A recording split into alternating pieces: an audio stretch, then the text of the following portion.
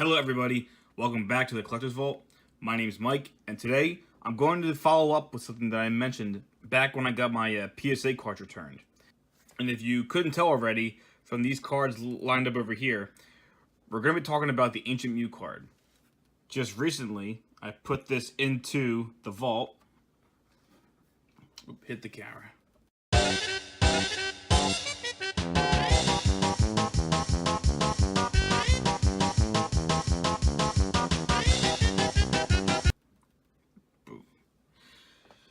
And I want to talk about the Ancient Mew cards because I kind of went into some detail on the PSA return video when I got to this Mew card, but I wanted to kind of just, go over some of the details for the differences between the different forms of Ancient Mew cards, so that way you know what to look out for.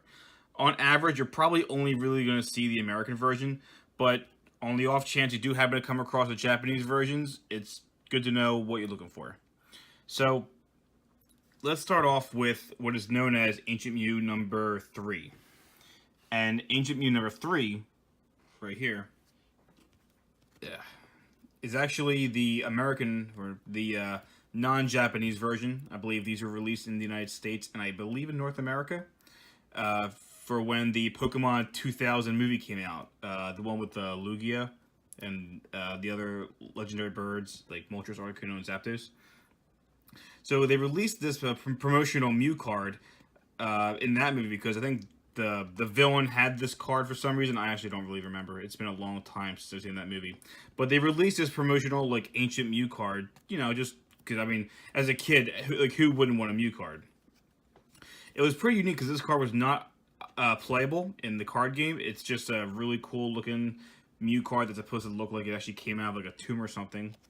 Hence the name Ancient Mew. It has when I was little, I thought this was Egyptian or something, but I'm not sure if these are actual hieroglyphics or if this is just like a fictional text or writing.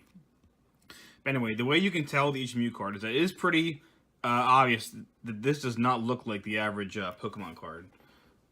Like, for example, at the time, we had cards like this. Even the holographics did not look anything like this. The card has absolutely no readable text on it besides the copyright.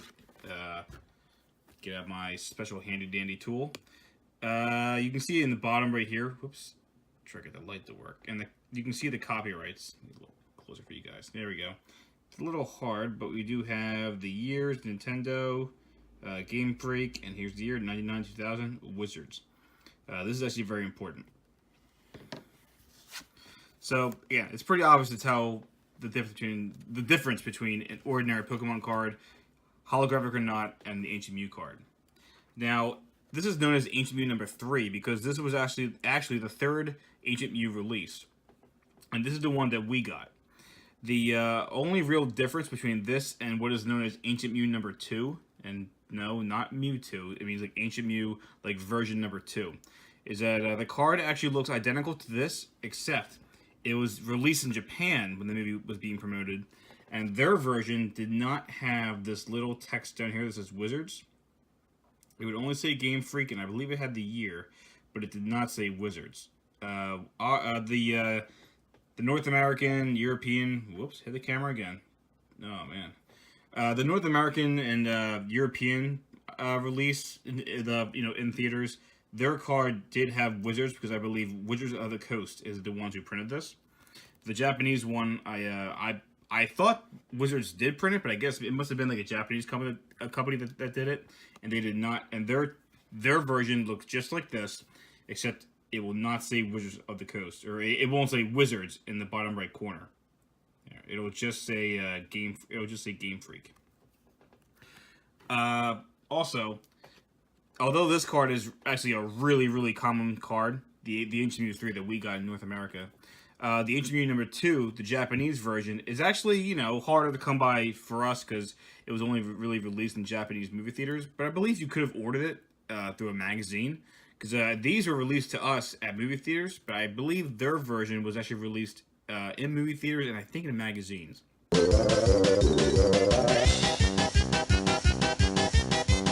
And one version that was released in magazines was actually the Ancient Mew number 1. And this is the card that is really interesting and the one you really have to look out for. So we're going to talk about that. Right here is the Ancient Mew number 1. Now, there are 2 versions of Ancient Mew number 1, and we're going to go into those details. Off the bat, you can tell the Ancient Mew 1 and the Ancient Mew. Well, again, this is technically an Ancient Mew number 3, but for all intents and purposes, it looks identical to the Ancient Mew number 2.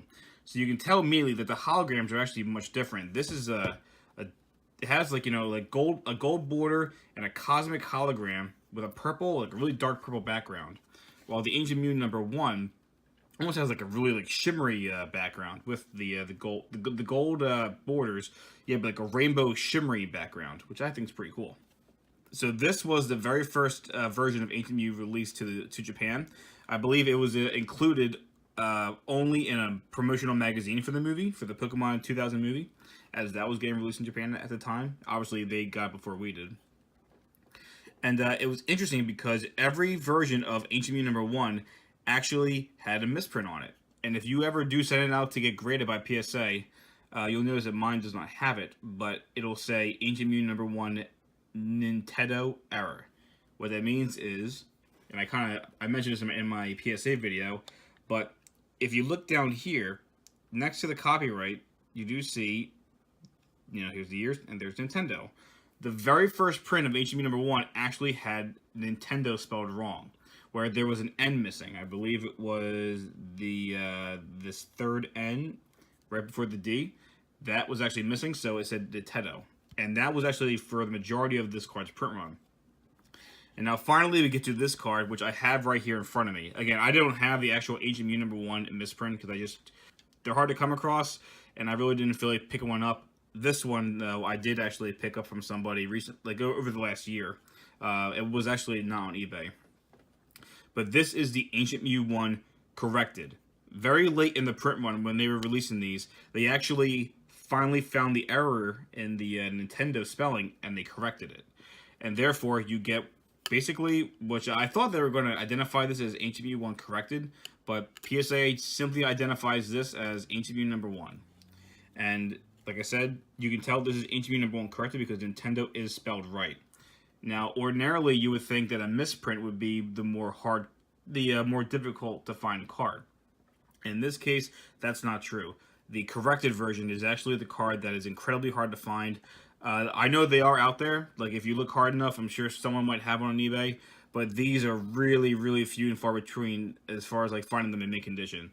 I was actually really disappointed because mine actually came back a 9 when I sent it back to PSA, and I think it's because of this. Actually, you can probably see there's like a factory error, like a factory line card going right along there, and I believe that's the only reason why this card didn't get a 10. But regardless, so yeah, that's basically the 3 versions, or I guess you can say the 4 versions of Ancient Mew.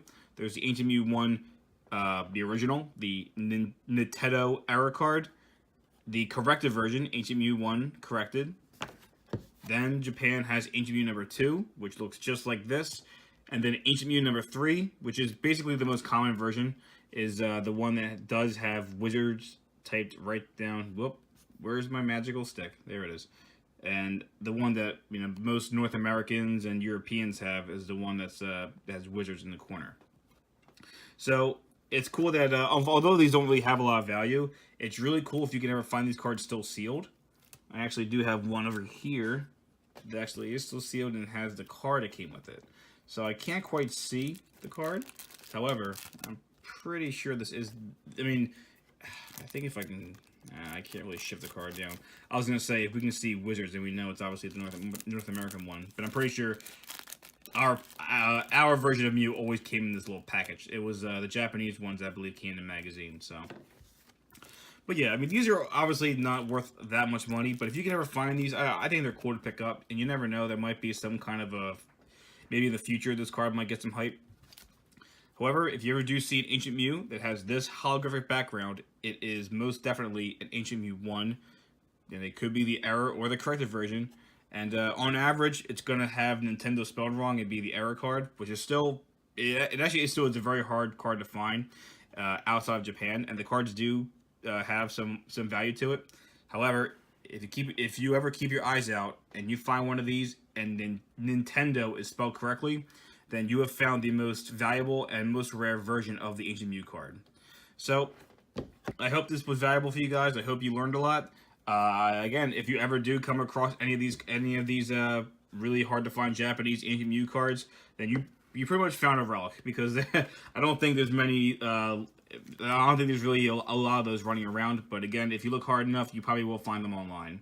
So yeah, if you guys have any more questions, please leave me a comment down below.